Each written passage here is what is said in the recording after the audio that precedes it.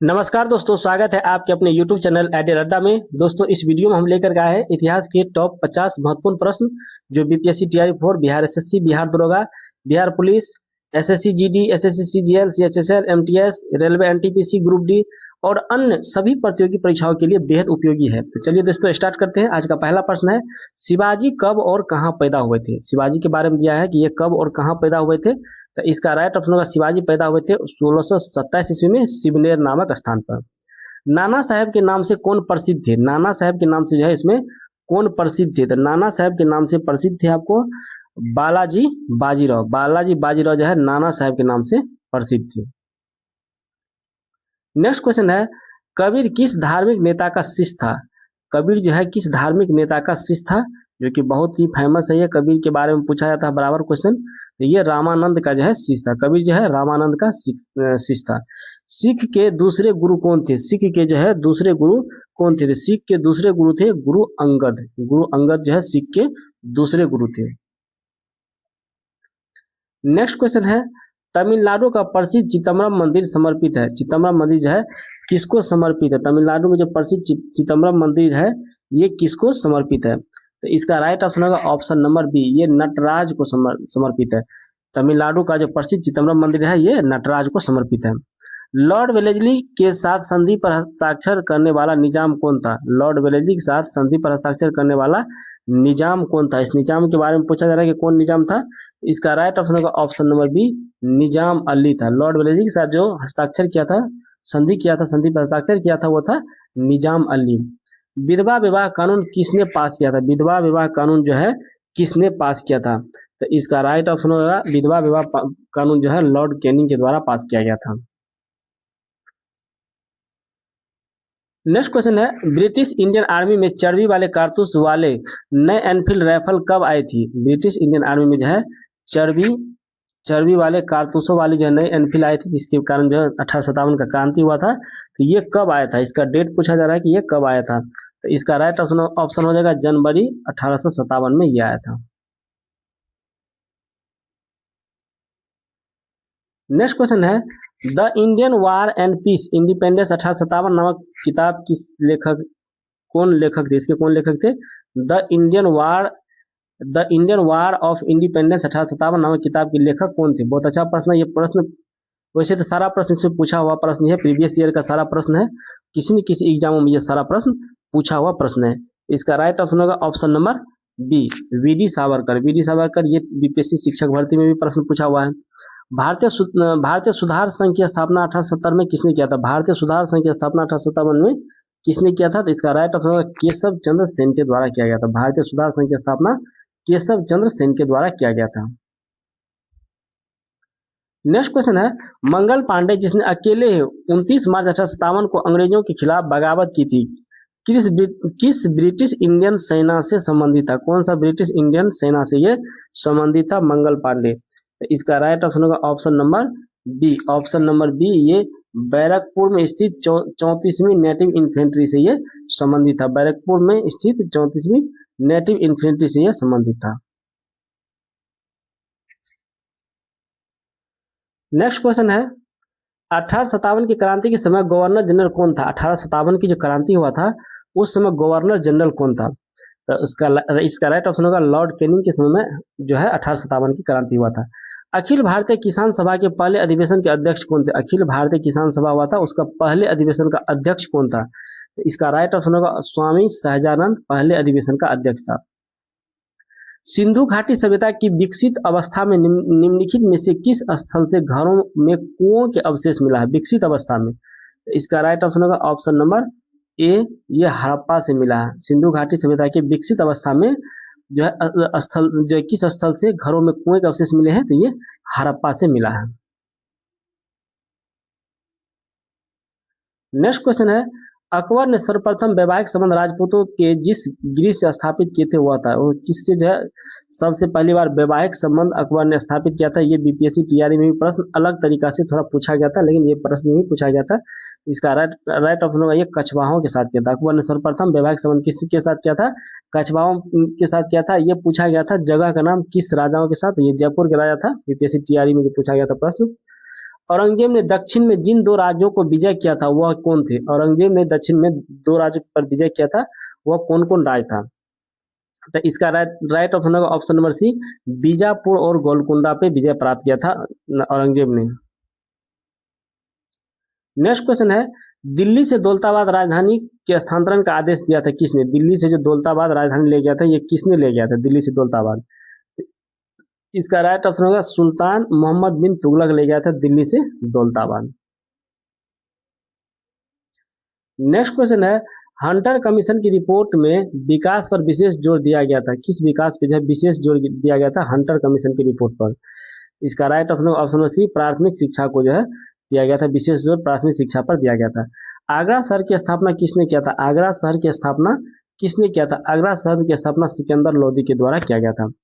बंगाल की निम्नलिखित फैक्ट्रियों में से एक जो पुर्तगालियों द्वारा स्थापित की गई थी वह कौन सी थी? बंगाल में ऐसा फैक्ट्री था जो पुर्तगालियों द्वारा स्थापित किया गया था, तो इसका राइट ऑप्शन होगा option number C, Hooghly. Hooghly में जो है एक फैक्ट्री है जो पुर्तगालियों द्वारा स्थापित किया गया था।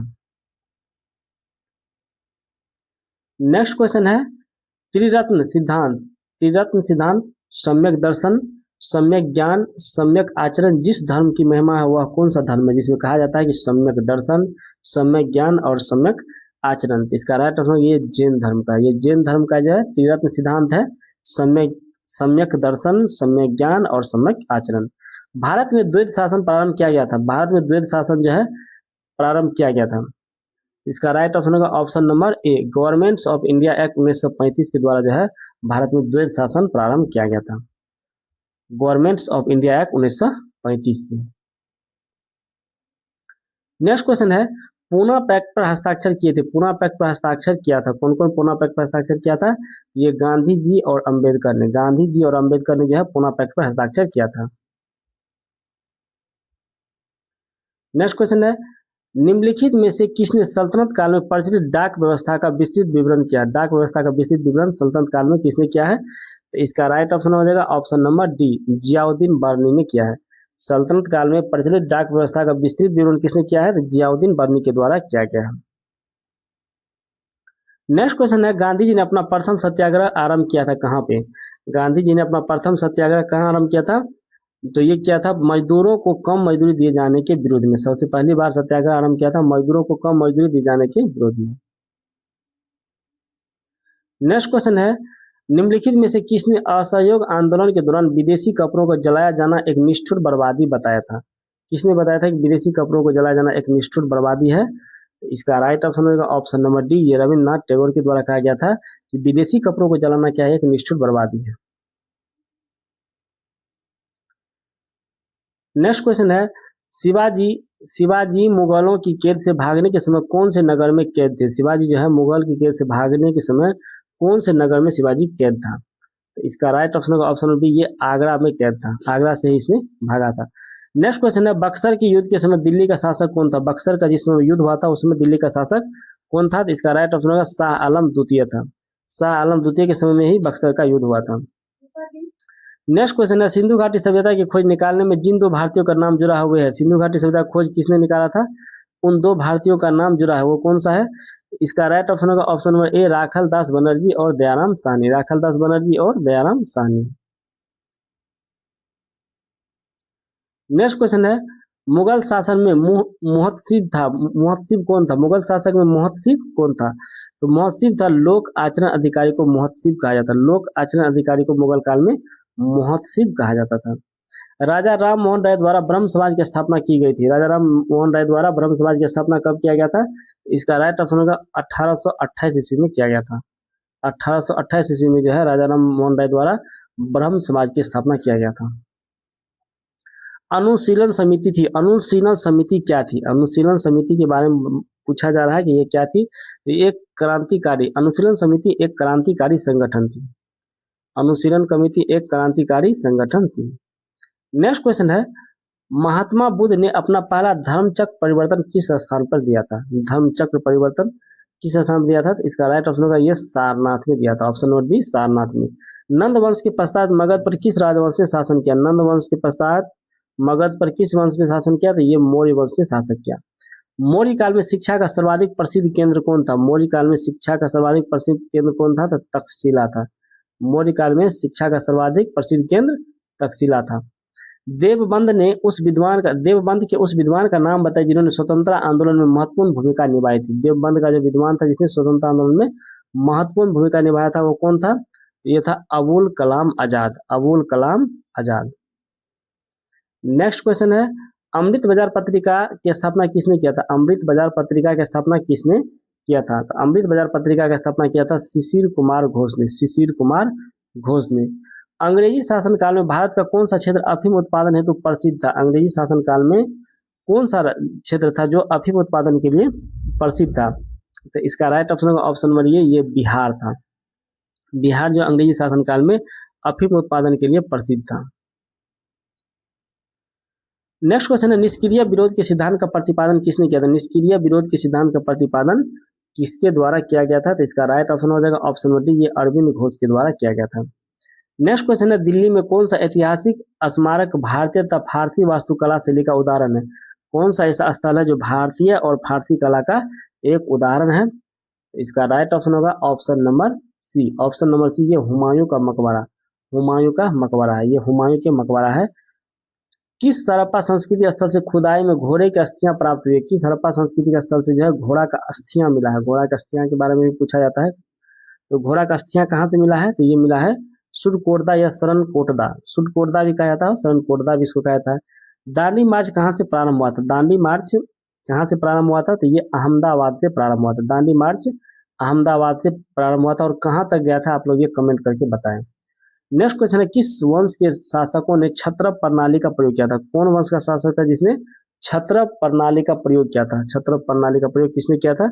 इसका राइट ऑप्शन ये शकों के द्वारा छत्रप प्रणाली की प्रारंभ किया गया था। नेक्स्ट क्वेश्चन है किसने महात्मा गांधी को भारतीय फकीर की संज्ञा दिया था? किसने महात्मा गांधी को भारतीय फकीर की संज्ञा दिया था? भारतीय फकीर की संज्ञा महात्मा गांधी को किसने दिया था? इसका right option option number A, Frank मोरेस ने दिया था। फ्रैंक मोरेस ने महात्मा गांधी को भारतीय फकीर की संज्ञा दिया था। बोधिसत्वों का धर्म कहते हैं, बोधिसत्वों का धर्म किसे कहा जाता है? बोधिसत्वों का धर्म किसे कहा जाता है? तो बोधिसत्वों का धर्म महायान को कहा जाता है। किस कुषाण शासक ने सर्वाधिक स्वर्ण मुद्राएं जारी किया था? कौन सा ऐसा कुषाण शासक था जिसने सर्वाधिक मुद्राएं जारी किया था? इसका राइट ऑप्शन होगा एक कनिष्क ने जो है सर्वाधिक स्वर्ण मुद्राएं जारी किया था। नेक्स्ट क्वेश्चन है राष्ट्रीय शोक दिवस कब मनाया गया था? राष्ट्रीय शोक दिवस जो है कब मनाया गया था? तो ये बंगाल विभाजन लागू होने के दिन जो है राष्ट्रीय शोक दिवस मनाया गया था। बंगाल विभाजन जिस दिन लागू हुआ था उसी दिन राष्ट्रीय शोक दिवस मनाया गया था।